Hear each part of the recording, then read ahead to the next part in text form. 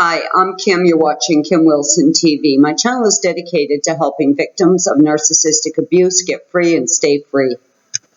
Before we get going with today's video, I just want to mention that I am having a landline installed with free international calling. Now, over the last year, many of us have really spent some fun time on the phone together. If you are interested in talking on the phone, that's going to be closer to the end of the month. But you can email me at kimwilsontv@gmail.com. Now, quite often when I make an announcement like that, people ask, is there a fee? Well, no, there's no fee. If you can make a donation to the channel's PayPal account, great. If you can't, great. We're not going to let that get in the way of us meeting and chatting and getting to know each other. If talking on the phone isn't the best option for you, we can always chat via Skype or Facebook Messenger.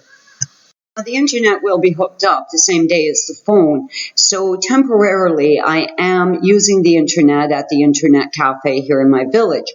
Now, when I read your emails, nothing pops up, but when I go to reply, a screen pops up that says I'm using public internet and anything I transmit could become part of public domain. So I have not been replying to emails, so I am reading them.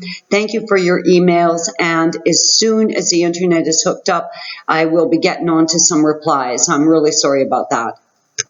Though so many of you recognize there's something gravely wrong with the narcissist in your life, be it a love interest, a coworker, a friend, a sibling, or a parent.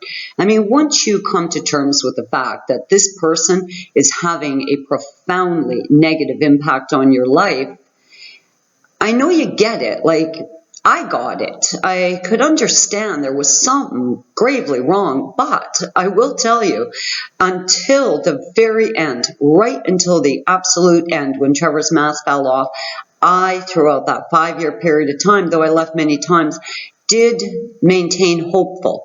I did believe that I could love him well. I did believe that if I was just nurturing and fostering enough, if I just made a great enough sacrifice, everything was going to be okay. And yes, I left many times. On average, a victim of narcissistic abuse will leave 7 times. I left every one of those 7 and many more. And during those departures, I would miss him. And I know many of you have this feeling of emptiness, like you're longing for them, missing them. And I want to talk about that today. Now, there are just so many aspects of this abuse, and therefore so many aspects of the exploration, understanding, and educational process, as we try to sort out what the hell happened in our lives. And the same goes for healing. I have found myself discovering new aspects of how I was impacted, how I want to move forward, and how I feel about certain aspects of the abuse. Now, certainly during the 5 years, I left many times, and I always left the portal to hell open. I never went no contact. I had no concept of no contact whatsoever. I just knew that something had gone horribly wrong, and I would go off and ponder what I could have done better, how I could have changed things, because of course all of it had been blamed on me, and I had come to assume most of the responsibility for the relationship's failures. But now, 2 years out, looking back, I have adopted a different philosophy as far as missing the narcissist, or what I perceive to be missing him or longing for him. As I've increased my understanding and knowledge about Trevor, the cluster Bs, the narcs, the psychopaths, as I've come to better understand them, I've also come to better understand what was happening to me, what was causing me to react, what was causing me to feel certain ways, and what was causing me to stay or to continue missing him.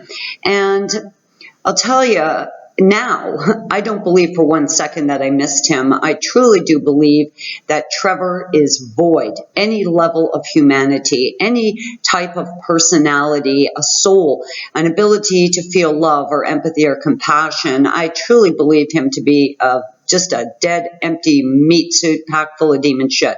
I never really saw anything kind of unique or special about him. In fact, what I actually saw was him mirroring me, nothing more. Now, initially, when Trevor first targeted me, we were co-workers, and my God, was he attentive. He was consumed by an interest in me. I could see that as soon as he'd see me in the morning, he'd scurry right over and ask me how my night was, ask me what I was doing, after work, and really was very, very attentive and very inquisitive. This is what I would now call the information gathering process. I do believe that when a narcissist targets a victim, the first step is to extract information about the victim, the target. Find out as much as they can. Now, with the narcissist being void, any real character or personality, I believe they take all this information that they gather and they assume this identity, the identity of the target or the victim. I absolutely believe that Trevor targeted me, extracted as much information as he could about me, and morphed into a version of me. And it was that version of me that was, mirrored back at me, projected onto me, and that caused me to believe that he was my soulmate or my twin flame. And magically, there he was, a person just like me, sharing my interests, my hobbies with a common sense of integrity and morality. He loved all the same things. He wanted to do all the same things. He was constantly telling me how lucky he was, how fortunate he was to have found someone just like him. And this was very attractive to me. I mean, why wouldn't you want a partner that was just like you, like a twin, like a best friend, someone that shared your interests? I mean, we would make birdhouses together initially. We would garden together initially. He was so supportive and so attentive and so engaged in all of the things that I like to do. He would attend art functions with me. In those days, I was on the board of directors with an artist incubator, and he would come with me to meetings, and he was so supportive. I truly thought I had found my soulmate. I didn't fall in love with a unique individual. I fell in love with the mirrored image of myself. Life can be very hard and life can be very challenging.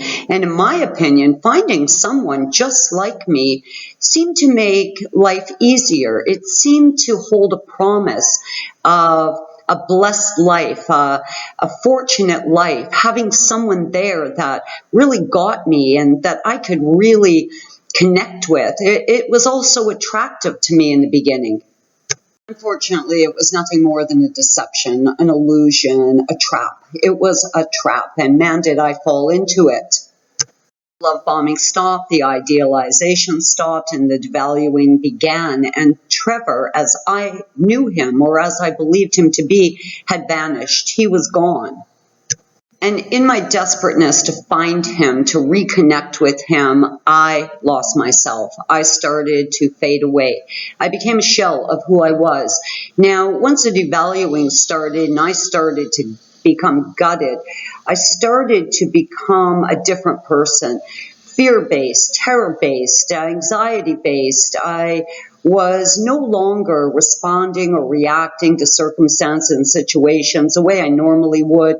I was changing, and as I understood myself, was disappearing. So he was gone, and I was gone too. Now, in retrospect, I realized that I wasn't missing a unique individual. I was missing myself. And when I left Trevor, that missing him, or belief that I was missing him and that longing for him, I now see as more of a missing and a longing for myself, except the reality is I was still there. I had gone with me when I left the relationship. And I quickly realized that if I could just pick myself up and brush myself off and become me again, I would be reconnected, reunited with what it was I was really missing. Though I was broken, though I was a gelatinous mass curled up on the floor, I was still there. And the realization that who I needed to reconnect with was myself. And if I could just become me again, if I could restore myself, I would be fully united with what it was I was truly missing. I didn't really miss Trevor. I missed myself. I've been completely gutted out, and it was me I needed to reconnect with.